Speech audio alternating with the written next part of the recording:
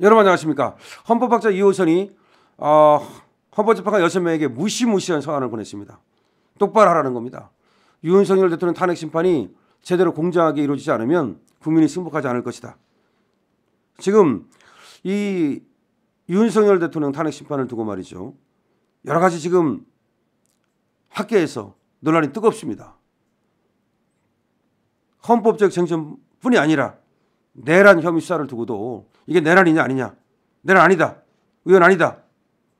지금 그런데 이 헌법재판소가 너무나 많은 지금 그런 탄핵 심판 절차를 거쳐야 돼요.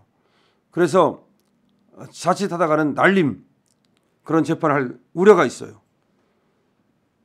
그리고 또 지금 수사 내란 그런 거 하고 있는데 지금 수사권을 두고도 말이 많고 다음에 얘들이 과연 수사를 해가지고 공수제기를 했을 때 그것이 적법한가 이 문제도 다퉈질 것이고 여러 가지 쟁점이 많아요. 그러니까 헌법재판소가 중심을 딱 잡고 똑바로 하지 않으면 재판 결과가 나온다 하더라도 불복할 가능성이 굉장히 많다 이런 말입니다. 그래서 이런 가운데 이호선 국민대 법대 학장이죠. 헌법재판관 6명에게 대통령 탄핵 심판과 관련된 요청을 담은 서한을 일일이 보냈어요. 그리고 블로그에 그걸 공개했습니다. 이호선 학장은 사법시험 31회 출신으로 한국헌법학회 부회장을 지냈어요. 그러니까 사법시험도 붙었고 그다음에 국민대 교수하면서 한국헌법학회 부회장을 지낸 이런 헌법학 올로라고 말할 수 있습니다. 이 학장은 뭐라고 말했냐. 법원이 그렇게 우려했던 정치적 분쟁이 37년 만에 터져나온 것이 지금의 사태가 아닌가 싶다. 정치적 분쟁이 튀어나온 거죠. 지난 1987년 지금의 헌법이 만들어질 당시 대학원 1, 2학년생으로 개헌 작업에 참여했던 교수를 도운 적이 있다. 지금 이호선이 얘기하는 겁니다. 1987년 헌법이 만들어질 때 당시 자신은 대학원 1학년생이었다. 그런데 그때 개헌 작업에 참여했던 교수를 옆에서 도와드린 적이 있다. 근데 당초 개헌안에 우연심판 권한을 미국처럼 대법원에 두려고 했지만 정치적 분쟁에 휘말리기 싫다는 이유로 법원이 강력하게 반대를 해서 독일식 헌법재판소를 별도로 만들게 됐던 것이다. 원래 그때 헌법재판소를 만들 것이냐 말 것이냐라고 하는 거였는데 우연심판 권한을 미국은 대법원이 갖고 있거든요. 그래서 그냥 대법원에 두려고 했는데 야 대법원이 잘못하다가는 정치적 분쟁에 휘말려든다. 그러니 따로 만들자. 그래서 헌법재판소를 그때 따로 만들었다는 겁니다.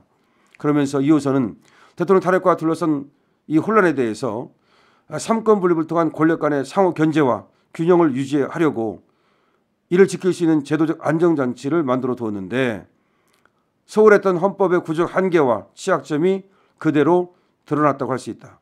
원래가 헌법재판소를 만든 이유가 삼권 분립을 제대로 유지하기 위해서 제도적 안정장치를 만든 것이 바로 헌법재판소다. 그런데 오히려 이게 지금 정치적 분쟁에 휘말려들고 있다. 그러니까 우리는 비상거 없는 헌법체제라는 건물 속에서 용케도 잘 지내온 셈이다. 그러나 여기까지다.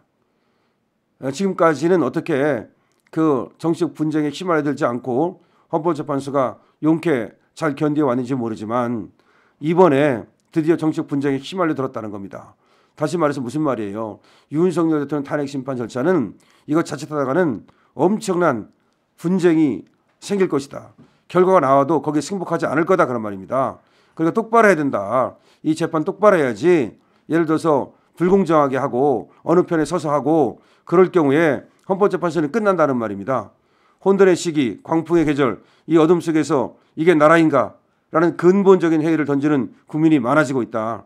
파벌 정치, 사당 정치, 팬덤 정치의 과잉은 국민들 사이에 분열과 증오를 부추기고 있다. 이런 속에서 그나마 나라꼴을 유지하고 장래에도 자유민주주의 체제와 권력 간의 건전한 견제와 균형이 가능할 것이라는 희망은 헌법재판관들이 어떻게 하는가에 달려있다. 헌법재판관이 어떻게 하는가에 따라서 그야말로 이 나라가 법치주의 나라가 유지될 수도 있고 정말 나라꼴이 망할 수도 있다 이 말입니다. 지금 저간에 언론에 나오는 내용을 보면 솔직히 과연 헌법재판소가 헌법 수호기관답게 헌법의 참 본질과 정신, 그 원리로 돌아가 대한민국의 긴 미래를 위해 공정한 심판을 내릴 것인지 의구심을 갖지 않을 수 없다. 윤석열 대통령 탄핵 심판의 심리 과정과 결정문에서 제대로 그리고 충분히 다뤄지지 않으면 헌법재판소의 결정은 헌법의 최후의 수호자로서 저항권을 갖는 국민이 승복할 수 없게 되고 그 책임은 전적으로 헌법재판관들에게 있게 됨을 분명히 말씀드린다. 경고하는 거죠. 제대로 공정하게 그렇게 재판하지 않으면 최후의 헌법적 결단을 내리는 국민, 저항권을 가진 국민이 그 승복을 안 하게 될 것이고 헌법재판소를 완전히 무너뜨려 버릴 것이다. 그래서 2호선은 사안을 통해 두 가지 쟁점을 짚었는데 첫 번째 쟁점에 대해서 2호선은 뭐라고 말했냐. 대통령 권한대행 한덕수 국무총리에 대한 탄핵소추 결의 유무효 및 의결에 대한 효력정지 가처분 인용 여부를 신속하게 결정해야 한다.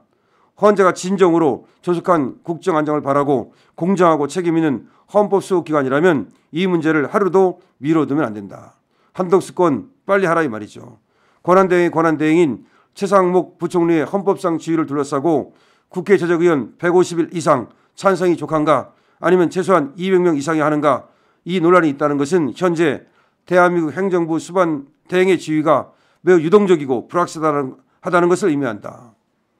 여기에 헌재 침묵이 길어진다는 것은 헌법 수호를 통해 달성하려는 1차적 목적인 국정안정을 헌재 스스로 외면하는 것이다.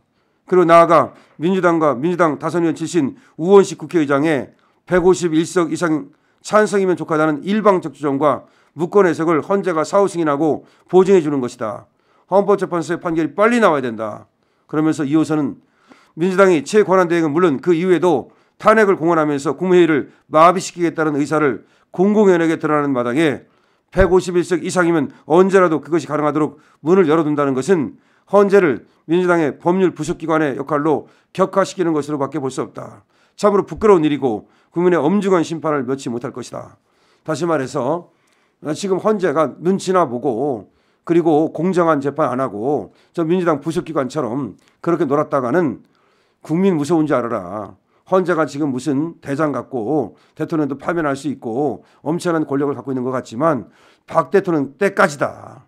그때까지다. 이번에도 만약에 헌재가 야로를 부렸다. 그리고 만약에 정말 이재명의 입김이 들어갔다.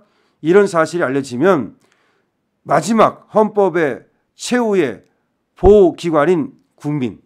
마지막은 국민인 거예요. 헌재도 필요 없어. 마지막은 국민이야. 국민이 뭘 갖고 있다? 저항권을 갖고 있다.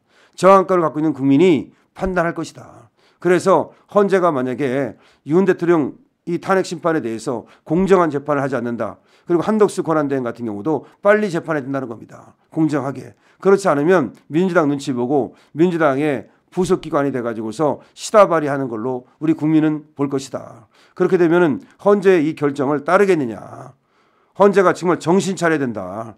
이것이 지금 우리나라에서 어떻게 보면은 엄청 절체절명의 순간이다. 87년 헌법을 만들면서 원래가 이제 이 우연 법률 심판권을 대법원에 주려고 하다가 이 대법원에 주면 대법원이 정치적 이 어떤 그 분쟁에 휘말려들지 모른다 그래가지고 대법원이 싫다고 그래가지고 따로 기관 하나 만든 게 헌재인데 지금까지는 용케 잘 버텨왔다. 하지만 이번에야말로 이제 시험 때다.